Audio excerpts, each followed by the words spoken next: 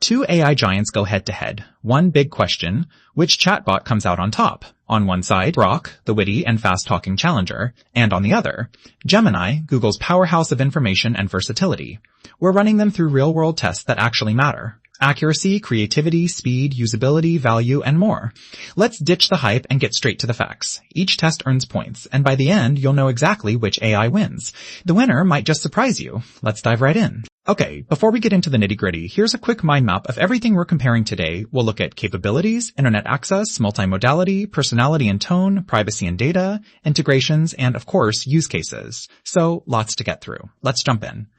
Kicking things off with capabilities. Grok is kinda like the cool class clown here, really fast, super witty, and actually pulls live info from the web, which is awesome for staying current. It can do some image generation too, though mainly with stable diffusion, and the answers are, well, pretty concise, sometimes with a hint of humor. But it's mostly an English speaker for advanced stuff, and doesn't play that well with third-party apps yet. Gemini, on the other hand, is, honestly, it's a powerhouse. Text, images, code, audio, video, you name it, it can probably handle it. Plus, it speaks like 40+ languages, and it's a beast at coding and deeper reasoning tasks. Sometimes it's a bit slower on massive jobs, but when you look at the full picture.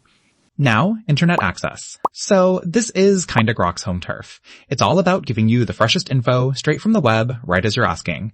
That's huge if you're chasing breaking news or honestly just tired of dated answers. It even seems to hallucinate less with new news. Nice touch. The flip side? Sometimes the connection isn't perfect and it can hit an API snag. Gemini does have a custom web search option, which is neat, but if you don't turn that on, you might get, well, data from before 2024. So if you need real-time stuff, Grok totally wins here.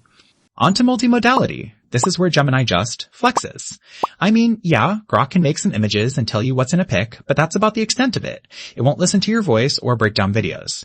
Gemini isn't just playing in the majors here. It basically sets the rules. It deals with images, audio, video, and can both generate and analyze media. If you want to throw every format at an AI, Gemini's your pick. Not even close. Oh, and here's something cool. Did you know Gemini actually took the top spot on Google's huge multitask language benchmark in 2025? That's a pretty big deal for anyone keeping score in the AI world. Let's talk about personality and tone. I gotta say, Grok is just so much more fun to chat with. Like, if you want those sassy, sarcastic one-liners or a bot that actually feels like it has a personality, Grok's your buddy. It might come off a bit too casual for some, but that vibe is exactly what a lot of people dig about it. Gemini is fine, very professional, very even, but yeah, it's a little bland sometimes. Grok takes this round. Alright, privacy and data. So, here's where things get a bit tricky. Grok talks a big game about privacy being a core value, and there aren't any ad-driven motives lurking out back, which is comforting, you know? But it's not super open about exactly how it's protecting you under the hood. On the flip side, Gemini leans on Google's whole privacy and enterprise know-how. We're talking real encryption, polished policies, and all the fancy governance stuff that bigger businesses want. That said, being tied to Google does make some folks a little twitchy about data sharing. Still, strict as it is, Gemini comes out ahead here. And hey, let's chat about integrations.